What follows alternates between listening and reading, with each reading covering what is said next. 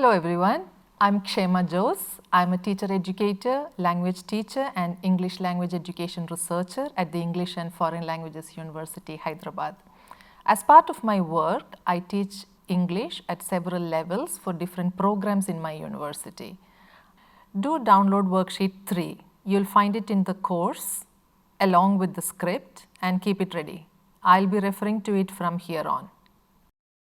You see, now it's very easy for us to introduce ourselves. You must have heard Madhu introduce herself in Module 1.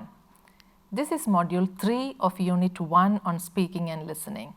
In this module, we're going to look at dialogues in both formal and informal contexts.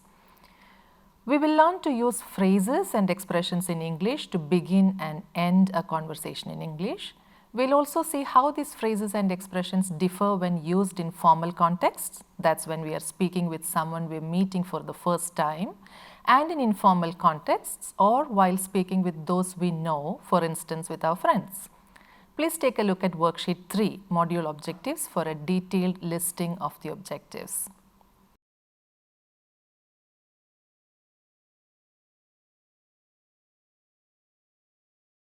In the previous module, you heard Madhumita introduce herself and talk about her family. Good morning. I'm Madhumita Sinha. I work as a university teacher in Hyderabad, in the same university where I studied. Apart from English language and literature, I also offer courses in education and gender studies.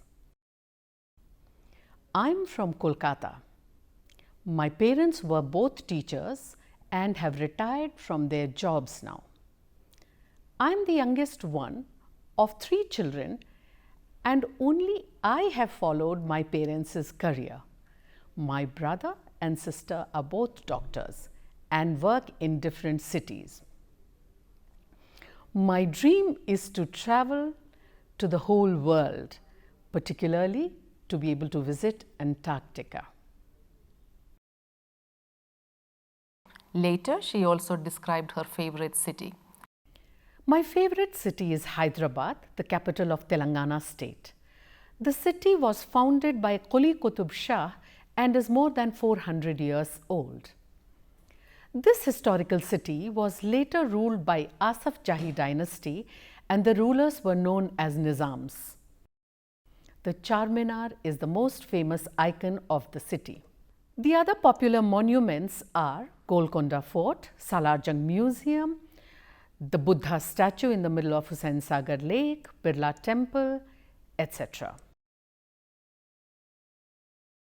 This city of business and affluence still is a major commercial hub and has modernized with good means of transportation within and around the city. It is a big center for software and pharmaceutical industry and is also home to many educational and research centers. Hyderabadi biryani is famous in the country and so are Hyderabadi pearls. The blend of historical heritage and modern facilities makes it a very comfortable city to live in. I am very proud of my city. Now these are sustained monologues, in this case a self-introduction and a description, where one person speaks at length, perhaps there is one question asked and the speaker is responding to it. What do you think are the questions that Madhu was asked? Let's take a look.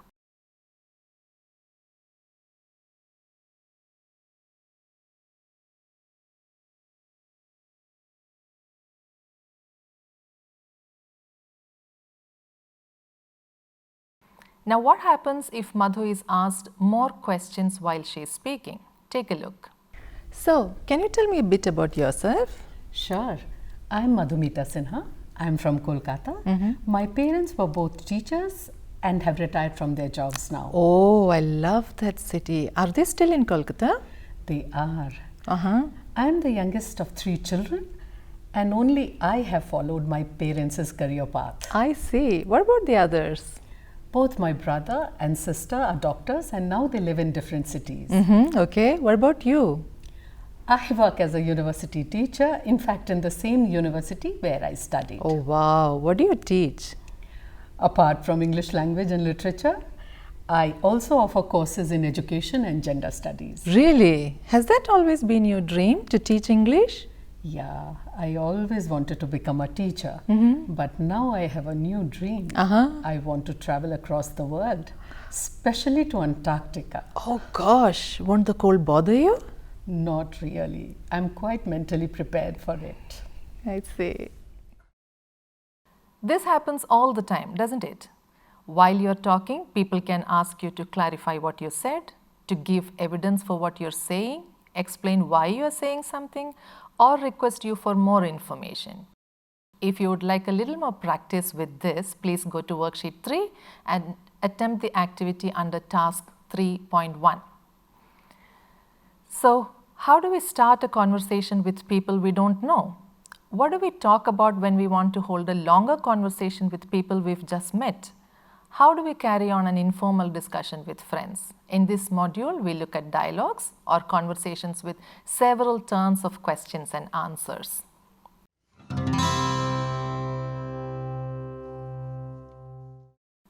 This is part A, starting a conversation with people you don't know. So let's first look at starting conversations with someone you don't know. This is an essential skill, well, because without this, one can never start or end a conversation. Take a look at a few instances. It's your first day in college and you're sitting in your classroom with someone you don't know. This is a good time to start a conversation. Or you see someone you would like to talk to, but you're shy or hesitant because you have no idea how to start talking. Or yet again, think about another situation where you have to take the help of someone you don't know. For instance, you are in a new office and you would like to find out where the committee room is. In our daily lives, we are faced with lots of instances where we need to begin a conversation, aren't we? It appears rude to get into a conversation without a polite beginning. Let me give you an example. You're walking by with your friend and someone you don't know butts in and asks, "Are you also going to the canteen?" You won't like that, would you? One good thing about starting and ending conversations is that the phrases are fixed and you can easily memorize them. So here we go. When meeting someone you don't know, you need to be formal or at least a little formal or semi-formal depending on the situation. When meeting someone you don't know, it's polite to start with a greeting. You can use a simple hello. Hello is slightly more formal than hi. Or you can use a good morning, good afternoon, or good evening. Many of us don't have a hello or a good morning equivalent in our Indian languages that we use when we meet someone. In my part of the country, Kerala, where I come from, if we meet someone, maybe an acquaintance, that's someone we don't know too well, it's okay to start with a smile and ask, "Evida pova?" meaning, "Where are you going?" This sounds rude for people from other cultures. You would definitely not want to start a conversation with this when starting a conversation in English with someone you don't know. It's always safe to start with a hello. In some parts of our country, we also use namaste, namaskar or vanakkam as a form of greeting. As long as you're sure your listener understands, it's fine to use this when starting a conversation in English too. And then you continue with a short introduction. Take a look. Good morning, I'm Deepa, or hello, my name is Deepa. Please recall that in module 1, we've already said that expressions like myself Deepa or Deepa here are wrong in face-to-face conversations. If you want to sound quite formal, you can also say, hello, good morning, can I introduce myself? I'm Deepa. Please remember that you do not use good night to begin a conversation. Good night is used as a form of saying bye at the end of a conversation. Now, how do you respond to this? Nice to meet you, Deepa, I'm Santu. Or pleased to meet you, Deepa, I'm Santu. Or good to meet you, my name is Santu. On worksheet 3 under Learn 3.2, you'll see the phrases we've discussed so far. Complete task 3.3 and 3.4 in worksheet. Practice by reading them aloud. Remember what Madhu told you in module 1? A little trick to sound confident and fluent while speaking is to use the contracted forms. So, I am instead of I am, names instead of name is, and what's instead of what is. That's a good trick. The worksheet also has a resource you could use to improve your pronunciation. What next? If you are interested in the other person, we need to continue the conversation. Let me introduce myself. I'm Deepa. Hello Deepa, I'm Chandana. Nice to meet you. Which program have you joined? Chandana here has now moved to small talk. Small talk is light, polite conversation made with people we don't know very well. Small talk is also a good conversation starter or an icebreaker. When we make conversation by asking questions or engaging in small talk, we're telling our listeners that we are interested. Having a ready list of small talk topics helps us sound like good users of English. Here is a video where you finally get to see Deepa and Chandana. Deepa and Chandana are meeting for the first time.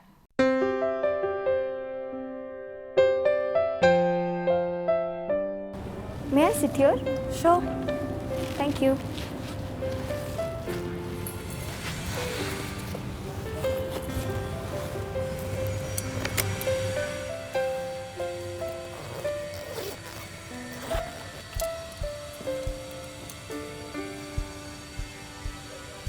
Hello.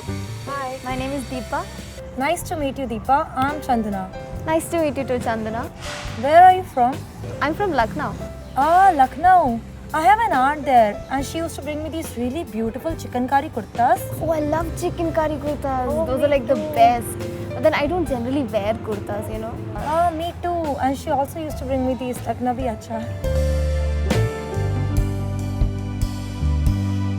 Notice how Deepa and Chandana introduce themselves and then Chandana moves to small talk.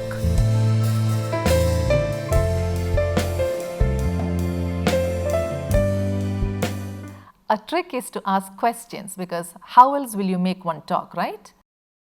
Worksheet 3, Learn 3.5 has a list of small talk topics. Do take a look.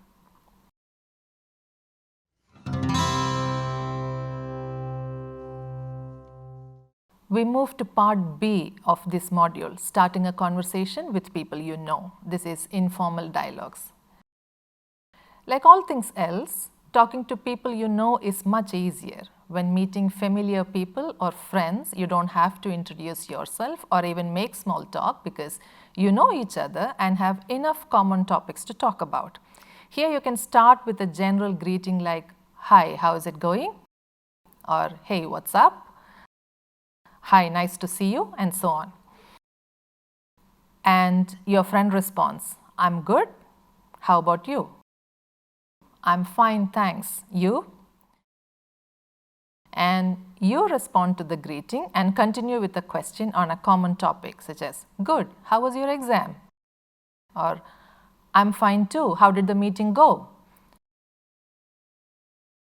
Watch this video where Deepa talks to her friend Santu.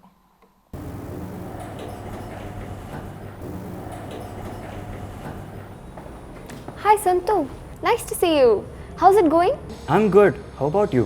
I'm good too. Hey, how did the presentation go? I think it went well. It was okay. Wow. I think I finally managed to impress Professor Subramaniam. Really? Yeah, he sounded quite happy during his feedback. Uh-huh. I'll let you know of the grades I get. Sure. Notice how Deepa says nice to see you and not nice to meet you. Remember, nice to meet you is when you're meeting someone for the first time and you've introduced each other. Nice to see you is for friends you've already met. We'll discuss this in detail a little later. Also notice how Deepa uses certain sounds and words to show she's listening. These sounds and words like wow or really or uh-huh and sure are called back channel words or signals. Hey, how did the presentation go? I think it went well. It was okay. Wow. I think I finally managed to impress Professor Subramaniam. Really?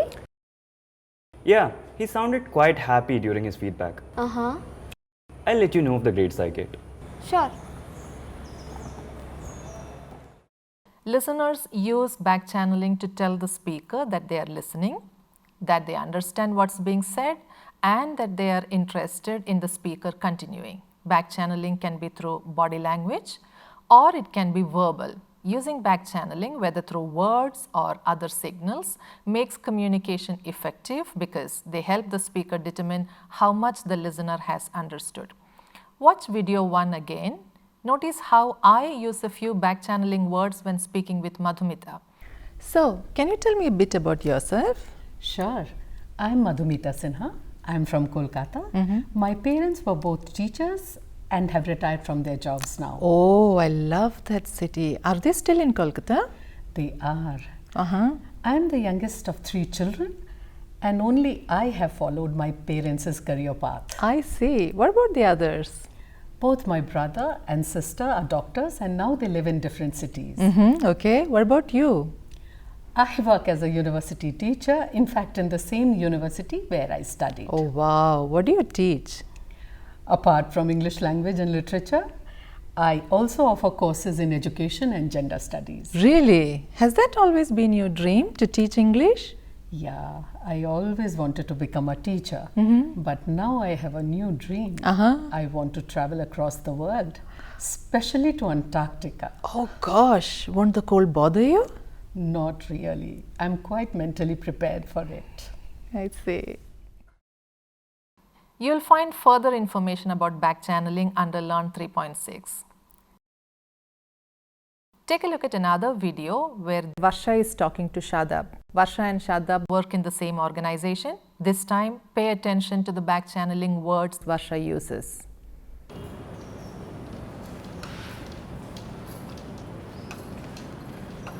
Hey, how's it going? Great, how about you? I'm fine too. How did the meeting go? I think it was okay. My presentation went well. Arey wah.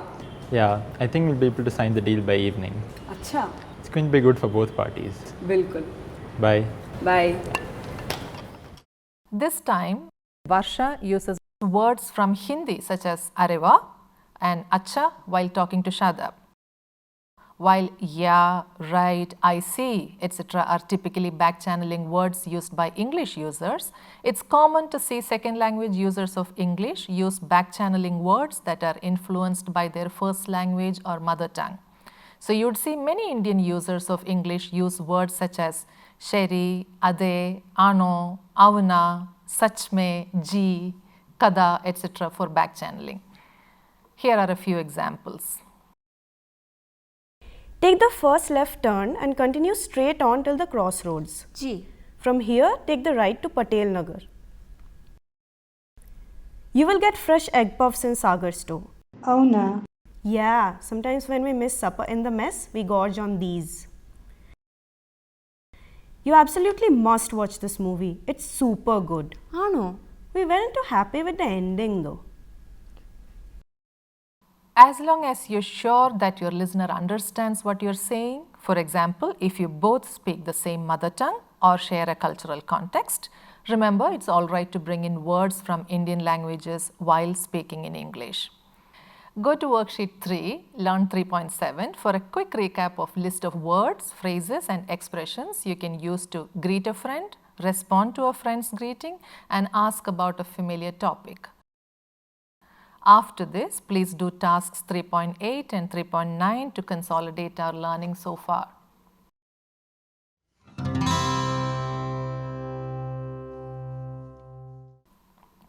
We move to the third part or part C of this module, ending a conversation with someone you've just met or people you don't know. This is again a part of formal conversations or formal dialogues.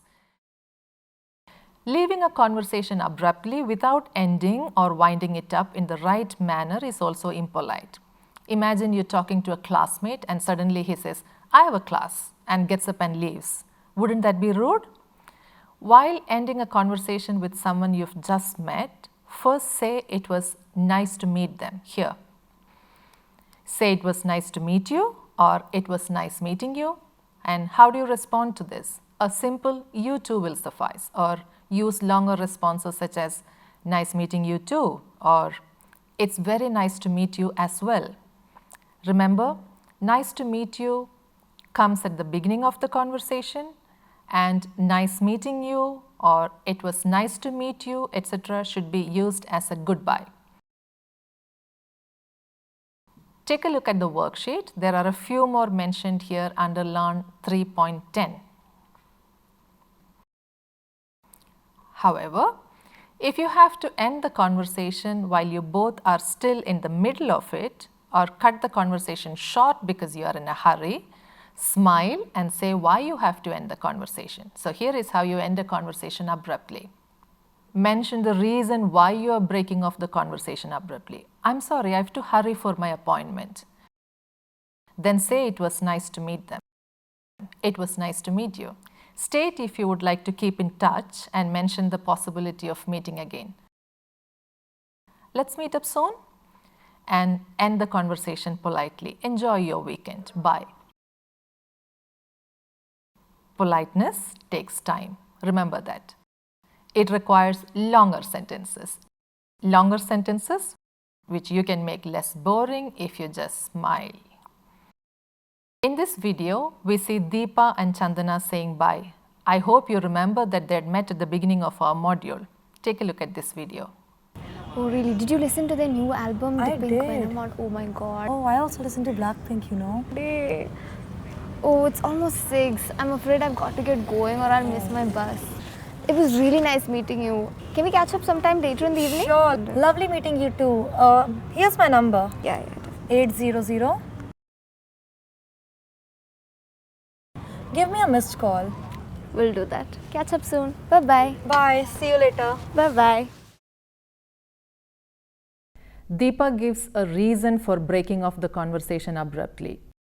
She also makes it clear that she would like to keep in touch. Also notice how she says it was nice meeting Chandana, and Chandana responds saying, lovely meeting you too. And now you're ready for tasks 3.11 and 3.12 on worksheet 3.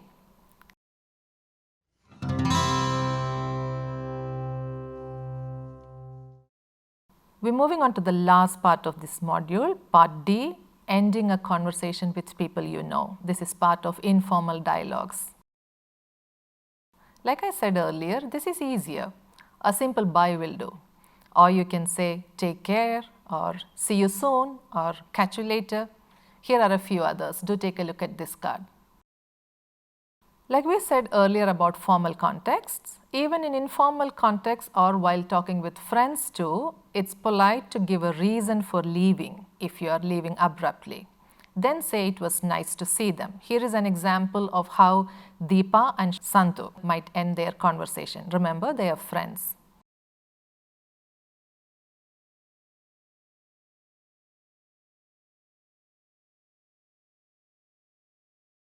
Here I would like to draw your attention to the use of the word chalo, a word in Hindi that roughly means okay to conclude the conversation. Like we said earlier about back channeling, it's also common for second language users of English to use words from their first language or mother tongue while speaking in English. So you would see many Indian users of English use words such as these.